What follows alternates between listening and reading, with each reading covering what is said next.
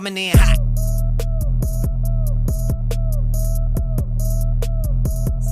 Yo, let's talk about how A&R, Andy, Mineo, Lecrae is coming in hot, how that record came together. Andy and Lecrae had a tour booked for fall 2018. They needed a record. They wanted to announce the tour with the new song, with the dates all in one to kind of create that special moment. And this all kind of happened fast because they weren't 100% sure the tour was going to happen. But once we got the green light, we kind of had to move super fast to get all that content queued up. So Andy was doing some tour stops in San Diego area. Lecrae was on vacation with his family in LA.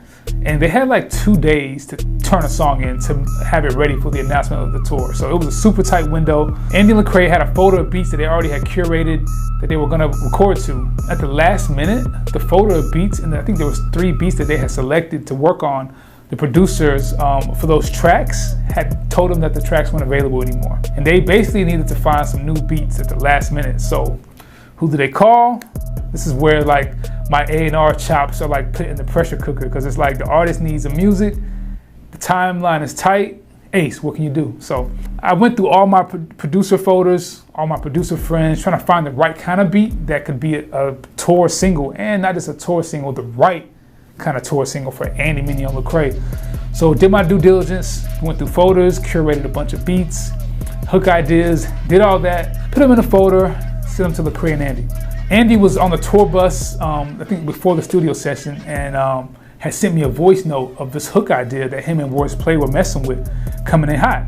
And he had did it to this one beat that was in the folder. It was to a Sock Passe beat. I think that beat was so special, and is the reason why they picked it, because that folder had like probably 30 beats in there. And the Sock Passe beat was just signature. That sound was just infectious, and they just, as just Andy and the Royce Play caught a vibe to it. That same beat I had actually sent out to pretty much all the Reach Records artists. Most of them liked it. Nobody could cut anything real to it. It just never really materialized. I think RG cut something to it, but it just never could finish it, right? So Andy sends me the voice note of the idea of him and Royce Play that had been working on coming in hot. And I thought that lyric was sticky. I was like, yo, this could be something really dope. So they get to the studio that night. Lecrae drives 2 hours, like 8 o'clock to like 10 o'clock for a late night studio session. He's tired, he's burnt out, but they get to the studio. I think Belief is there, Andy Mineo's there, Royce Play's there, Lecrae pulls up, and they start drafting this idea, kind of fine-tuning the lyrics, and bam, the song happens, right? And Lecrae has to drive all the way back to LA at like 2 in the morning, which is a 2-hour drive from LA to San Diego. But the rough drafts of Coming in Hot were started that night. The next day, I think Lecrae flew back to Atlanta and cut his finished verses with Biz. Andy finished writing and recording his verse on a tour bus, I believe. Or maybe it was at a hotel. I can't remember. But anyway, it was done within like the next few days. And there you go. That's how the record came together. And the cool thing about the production of the record, because I had to touch some of the beat, the song started without any drums. It was just, I don't do the most, but I do that. I'ma make it so that pause, there was nothing in the beat that signaled for the listener to know what to do.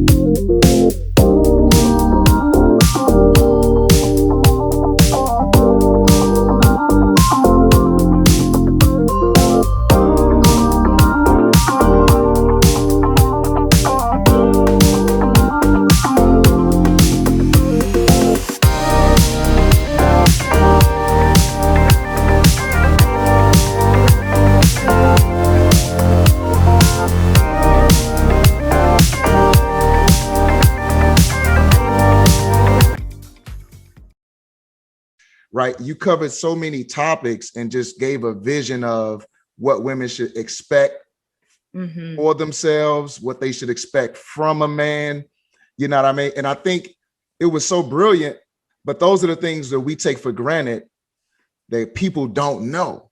Like a lot of people grow up in households where they don't get those foundational elements, right? You know, even myself in many ways, And if the church isn't painting a vision of reality for people so that they know, oh, if I'm a man, I should consider these things, consider these things, consider these things according to the Bible. If no one is helping them do that, they're going to catch their cues from pop culture, music, movies, random conversation from their homies at the gym, at school, wherever.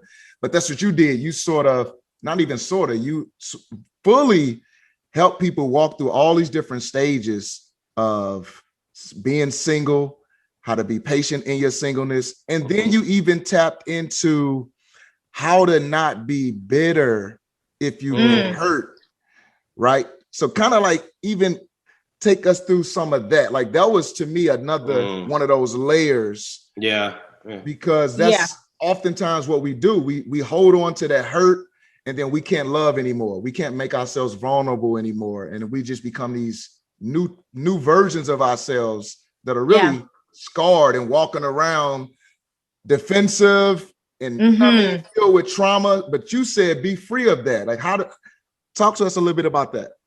Yeah. So, and I just love being on here with you both. I mean, it's just an honor, to grow up listening to you and then to see this space. It's incredible. But having men, like just having men and to talk about this with you is so dope, because I do see men that are like, man, this album is crazy. This album is crazy. And I'm like, and I know everything I'm talking about is like women, like queen this, queen that. But I think it's so dope because a lot of the things I think that are happening to women are the result of, that a lot of men are not intending to do this. They don't, it's like you said, they don't know. So a lot of these men, didn't have a father figure, went through a rejection, abandonment, and all of that. And they never healed. And so they're not, they don't know how to provide. They don't know how to protect. They don't know how to be a priest. And so I think that, while they're loving you to the best of their ability, but even the love that they have is tainted and it's toxic because it's not the love of God. And so I think for women, we like the way that we become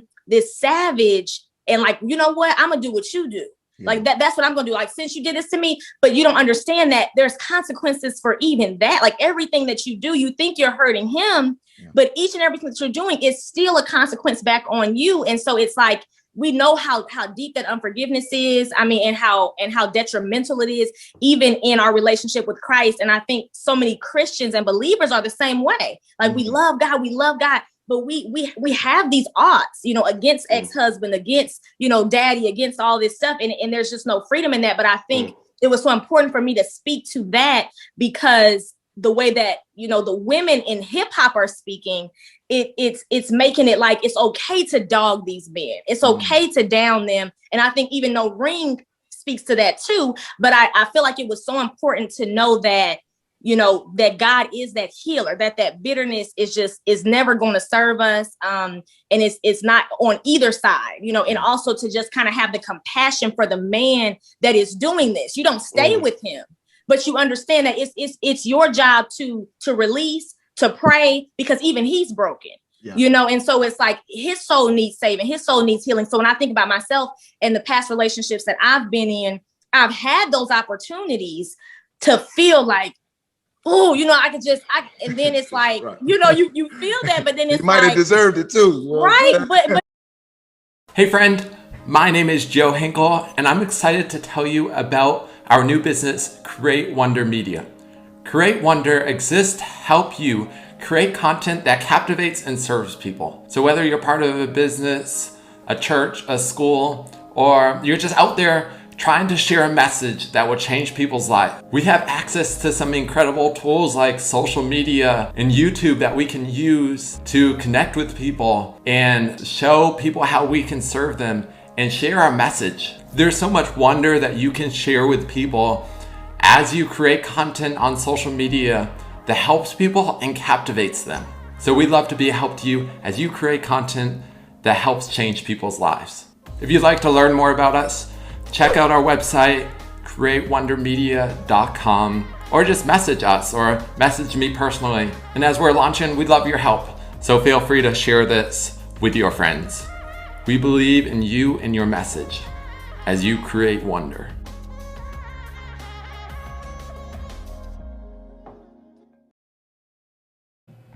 Hey, what's going on, fam? Welcome to TruthaTalks, where we discuss the Bible, we discuss culture through the frameworks of the Word of God using grace and truth. And that's what we're going to do today. We're going to discuss the LeBron James tweet controversy. And before we get into that, do me a quick favor. Make sure you hit the thumbs up on this video. And if you're not already subscribed, shoot me a subscribe so we can continue to push this content out and so the algorithms of YouTube can be satisfied. But we're going to get right into it. So LeBron was sending out a series of tweets over the last couple of days, and one of them was during the trial of Derek Chauvin, and at the very conclusion of it, he tweeted out the word accountability, and then he followed it up with this tweet right here, which became very problematic as more information came from this other case, which is a whole nother situation that's different from the George Floyd, Derek Chauvin trial. So he tweeted, "You're next," to this cop. And he put out not only the words "you're next," but he put out the little time glass emoji, and he the word accountability. And so from this situation, people got into a pretty big uproar. And the main reason why most were offended was because there was more information, that there was this perception that LeBron James jumped the gun, and he did so in such a way that put out what many may have thought was an anti-police type of rhetoric or message, which in this polarizing world we live in today, that's very problematic, and that very much caused a lot of controversy. And so he went ahead and deleted the tweet, and I'll pull up, and he posted this in response to most of the pushback that he got. And he said, anger does, and I think he meant to say anger does any of us any good. It's a little bit, it looks like you could tell he's in an emotional state. He didn't proofread this. Anger doesn't do any of us any good, and that includes myself. Gathering all the facts and educating does, though. My anger still is here for what happened to that little girl. My sympathy for her family, and may justice prevail. So he put out another tweet basically acknowledging that he jumped the gun, which I thought was the right thing for him to do. And if you saw the footage, which I don't recommend you watch unless you're watching it like on a news site, which blocks out the actual shooting itself, but what you'll find is the young lady, young girl had a knife, and that's where it became problematic, where you had this shooting, and in typical situations you'll be like, oh well, why was this girl killed? Did she have to be killed? And all of that. And so there's an argument on the flip side when you really analyze and look at that footage and say, well, was this a situation where the cop protected the girl that she potentially would have stabbed? And so it gets really convoluted with a lot of different perspectives, a lot of different viewpoints. Now, one could still hold the view that why did she have to be killed? Like, was there any other method? And these are questions that we're all probably asking. These are thoughts that are going through all of our heads to an extent.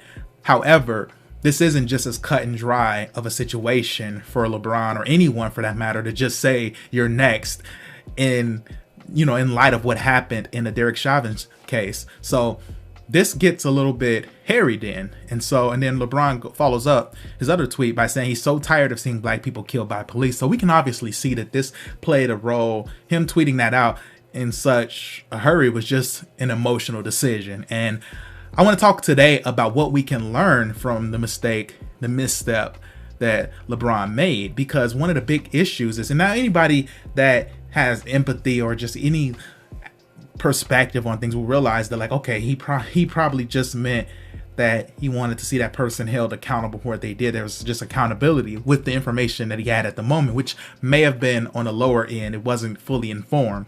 But if we're being fair, that's just not a good look for any of us to jump the gun before we've actually heard all the information or heard more information for us to even get into that uproar. We can't just get triggered just because we hear that the police killed somebody. Now, I do feel many of us are quick to go to the police's defense before actually hearing the facts. Most of us are more positioned to say the police did their job right. And that would be the hope of many of us. But what we've seen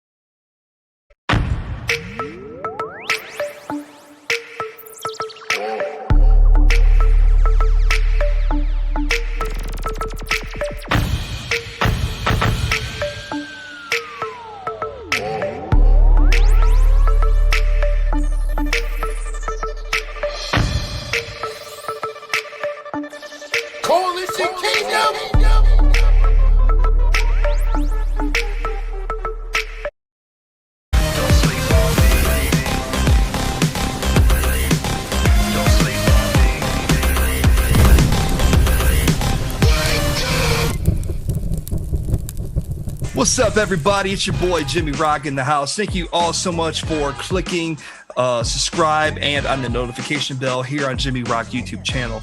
I have a very special guest I want to introduce you guys today. He is a 15-time OEAA award-winning recording artist, rapper, producer, and entrepreneur, the founder of Streetlight Sounds. Ladies and gentlemen, the one, the only, J Crum is in the house.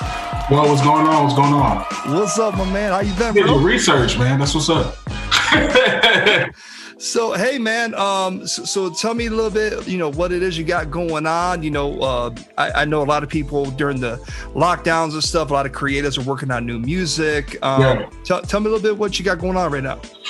Yeah, man. I think in this stage, I've been trying to just build this business, man. So with Streetlight, we do a lot of like consultations and really, man, doing whatever we can to try to help other independents and small businesses.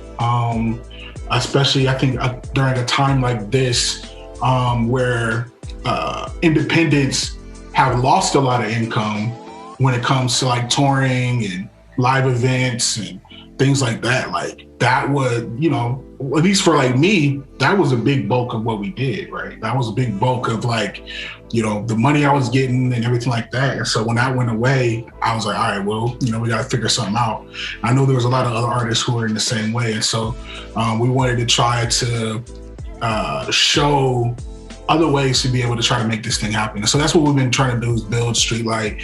I got a team of creatives and entrepreneurs that are a part of it. And I'm just really proud of them, man, and I'm really excited about what we've been doing, and are continuing to do. So, doing that, getting songs ready for sync, and working on an album, and Oh, so, man. A follow-up to Vagabond, that's got to be a huge pinnacle for you. You know what I'm saying? Because that album, man, that thing made some noise. Yeah, I appreciate you, man. I had a blast making that, and being able to pour my heart into those songs and everything. And so, do you feel like because of the success of that album, do you feel like you've kind of have set the bar, and maybe you're nervous about like not being able to reach that bar, or are you more excited because now you've set a standard and you can just excel from there? Yeah. I don't know. I don't feel. I used to have like that type of pressure, or I would put that type of pressure on myself. I think now, like I understand, like I go through things for a reason, right? And so, like things that were for a season are for a season. So, like the season that I'm in now, like I'm really, really happy with what we've been able to like to create in this season. And so like as far as I don't know, I just feel I'm a student, so I'm always trying to learn, I'm always trying to get better, I'm always trying to so yeah, I don't know what the next one will do, but I try not to put too much pressure on myself as far as like trying to like outperform or I think that's sometimes the best scenario, because when you psych yourself too much and you concentrate on those small details, you lose focus on what's important, and you end up focusing on something else. Yeah. But I'm going to go back to kind of what you said. You said that you were a student, which is interesting, because my next question is you studied psychology at the University of Nebraska. And how did you know that? Hey man, professional.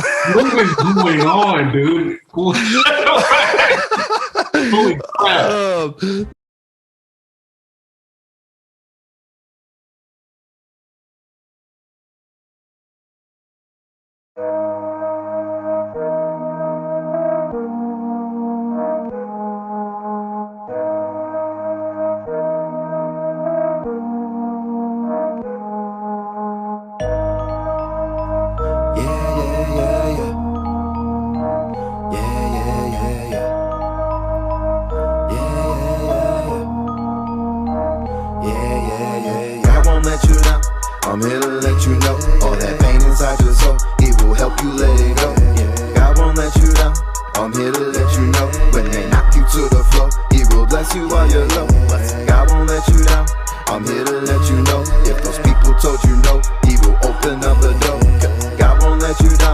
I'm here to let you know what can stand against you if you standing with the Lord. These bills are calling my name.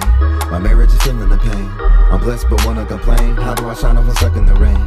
God right on my wrongs. I'm still feeling weak but he's making me strong. I'm serving the king cause the devil's a pawn. Get rid of the stack like I'm cutting along. People keep letting me down.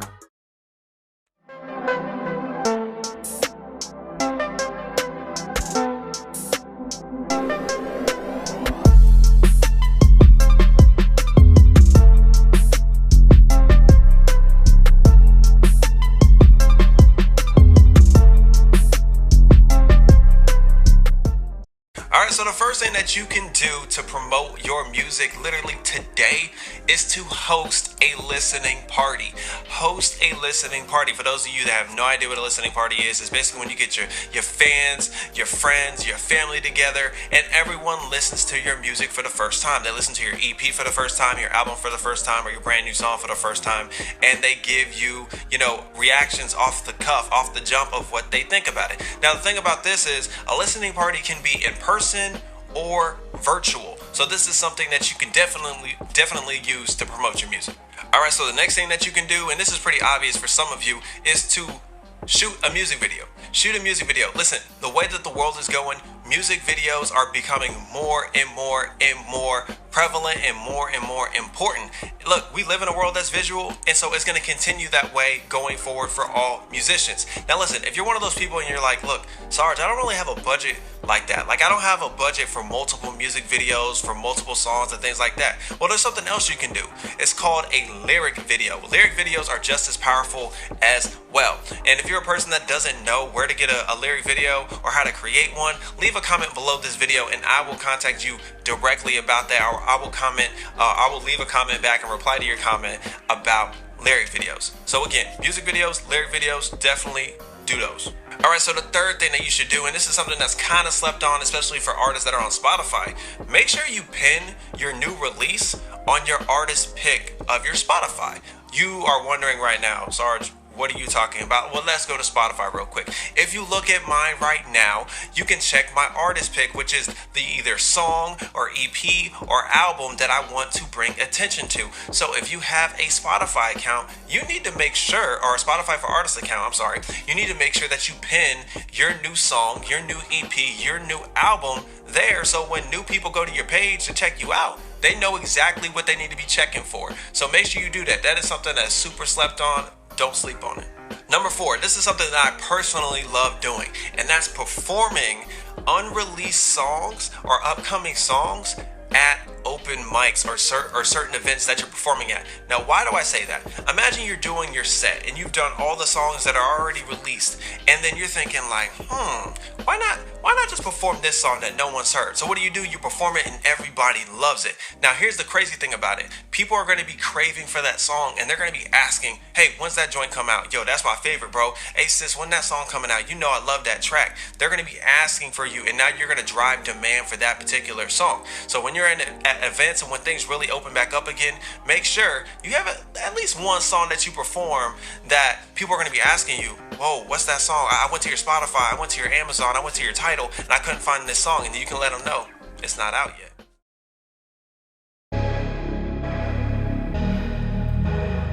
Each day leads us down a new path of discovery. Discovery of hope, discovery of grace, discovery of mercy.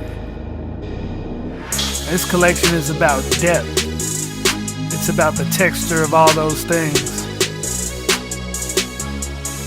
May we echo the grace and the mercy of God daily.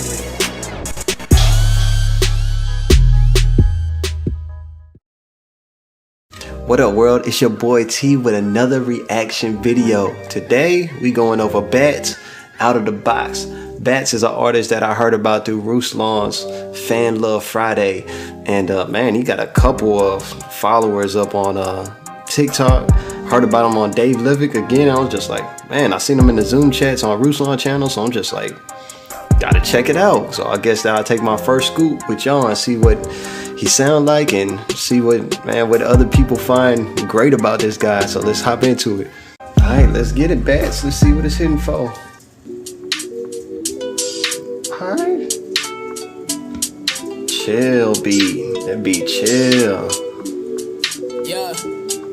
I tell my mind and fortified and realize that there's more to life. I look inside your eyes and I can tell you that you're horrified. All the media, they telling us that we was born to die. Try to teach you how to take that dollar, make it multiply. And I just wonder when did I decide that this gonna be the route that I'ma take up in my life. And I was right and I was tight when y'all just did it for a buzz. And I was aiming at the future and I had it in my sight. Yeah, alright. Y'all some copy, trying to steal my body. Illuminati sitting in that lobby. All right, this man got some bars. He look kind of young, but it's just like, he's like, hey, don't look at me. Hear these bars. Don't look at how young I look. Hear these bars, though. Yo, he going. I see him. He kind of remind me like Montel Fish. You know, the way he looked, he kind of looked like Montel Fish when he first came out.